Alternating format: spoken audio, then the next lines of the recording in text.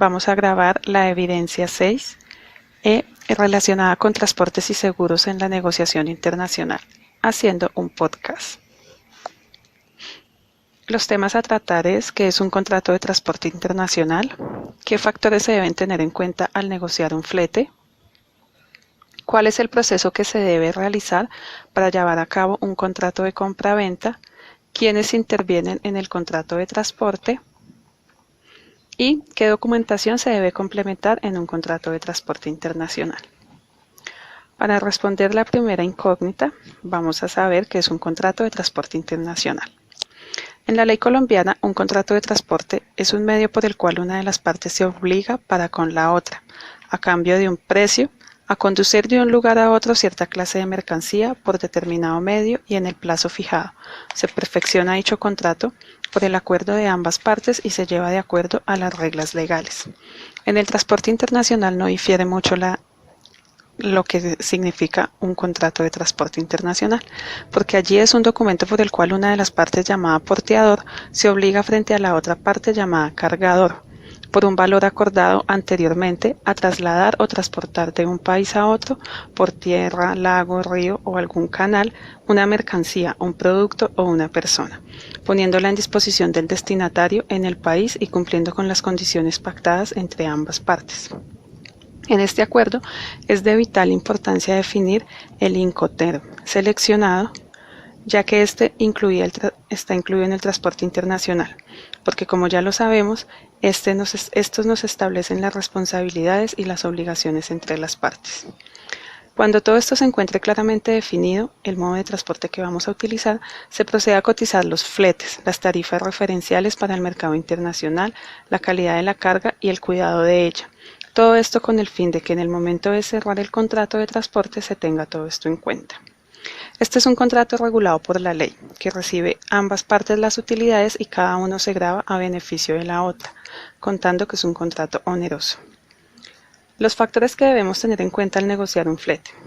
Debemos considerar el volumen, siendo este la cantidad de palets o contenedores que vamos a enviar. El tiempo de tránsito, siendo el periodo que demora la mercancía en llegar a la trayectoria final. La disponibilidad de cupos, que es el espacio del área que dispone el avión, camión o el buque de carga. El itinerario, que es la descripción de las ciudades y las paradas que vamos a realizar. La frecuencia, que es cada viaje de ida o vuelta que sea asignado. El trayecto, que está entre el espacio recorrido entre el punto de partida y de llegada del transportado. Normalmente las empresas de transporte marítimo y aéreo realizan convenios de peso, lo que quiere decir que aceptan bajar el precio del flete si se llega a incrementar el volumen de la mercancía a enviar.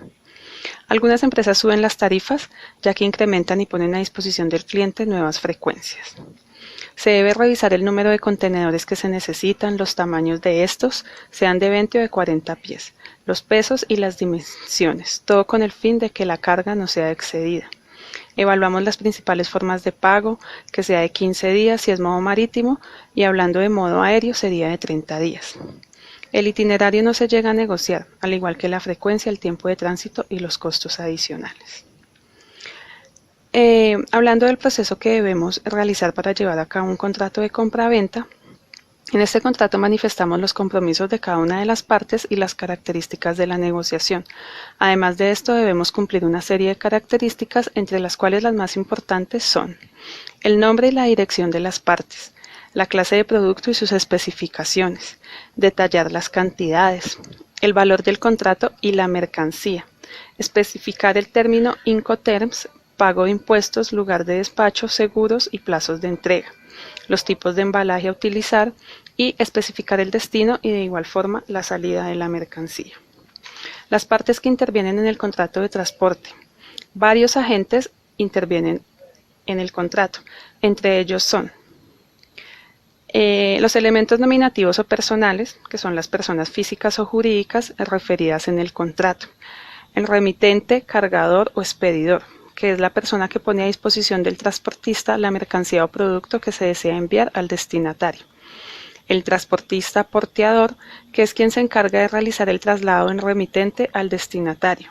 El destinatario o receptor, siendo el que aparece en el contrato como quien recibe la mercancía enviada. Los elementos objetos reales constituyen la razón última por la cual se realiza dicho contrato de transporte. La mercancía a transportar, que son los objetos tangibles que se envían. El precio, el valor económico que se acuerda en el contrato por el traslado de la mercancía. Puede ser un aporte pagado, que es el que se realiza en el momento de cargar la mercancía en el transporte, o el aporte debido, que es el que se cancela al llegar la mercancía al destinatario. La empresa estibadora, ya que son ellos los que se encargan de las operaciones portuarias en los temas de la manipulación de artículos, siendo ellos parte del área administrativa.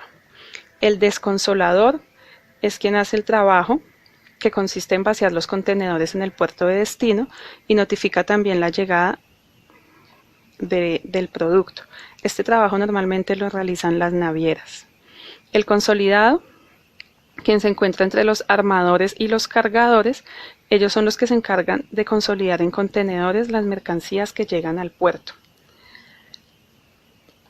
El fleteador, que revisa las condiciones del transporte preparando los documentos legales necesarios.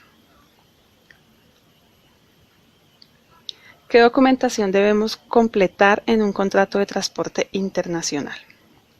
Entonces, estamos hablando de CMR, que es la Carta de Porte por Carretera, en donde se establecen las responsabilidades y obligaciones de las partes. Habitualmente es el conductor del camión quien completa el formulario, pero el responsable de la exactitud de la información es el exportador. Esto no es un título de propiedad y por lo tanto no es negociable. El conocimiento de embarque. Conocimiento de embarque es un documento empleado en el transporte marítimo, siendo emitido por el capitán del buque. Nos sirve para verificar la recepción o carga a bordo a transportar. Se suele emitir varias copias, pero al retirar la mercancía debemos presentar el original. La carta de porte aéreo, que es emitido por la compañía de transporte, formalizando el servicio de transporte, este es por vía aérea, de la mercancía entre el prestador del servicio y el cliente, que también nos sirve como documento de recibo para la recepción de la mercancía por parte de la compañía transportista para su posterior expedición. El conocimiento de embarque multimodal, que es un documento que cubre 2 o más modos de transporte, siendo utilizada a veces como modo de transporte y comprobante de que las mercancías se han recibido. Este constituye título de propiedad de la mercancía, por lo tanto puede ser negociado. El certificado de seguro de transporte, que nos indica el tiempo y el importe de la cobertura del seguro para un envío de mercancías a un país extranjero.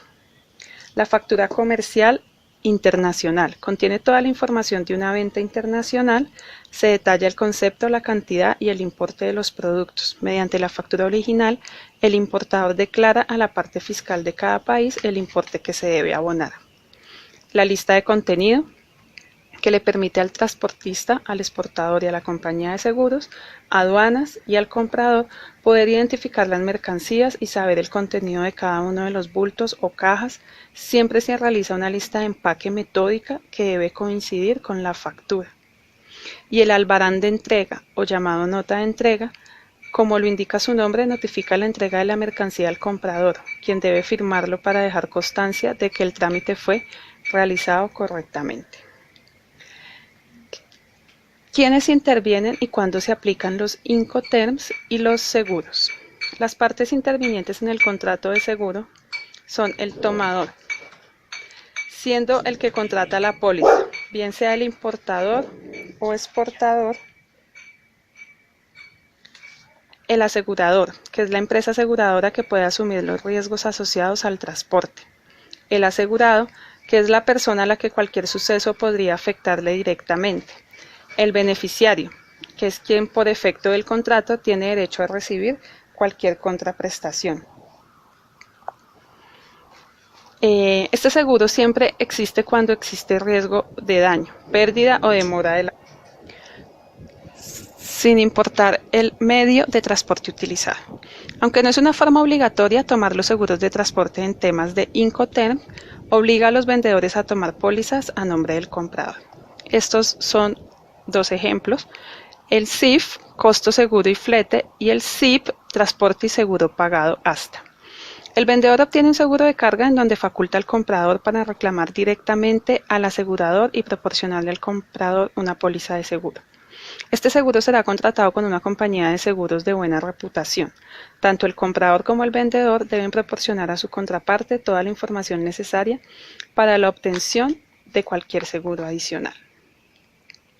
En el ejemplo de los siguientes Incoterms, como FAS, libre al costado de buque, puerto de carga convenido; FOB, libre a bordo; CFR, costo y flete; CPT, transporte pagado hasta; DAT, entrega en terminal; DAP, entregada en lugar; y DDP, entregados derechos pagados, el vendedor debe proporcionarle al comprador toda la información necesaria para la obtención de un seguro. Buenas noches, gracias.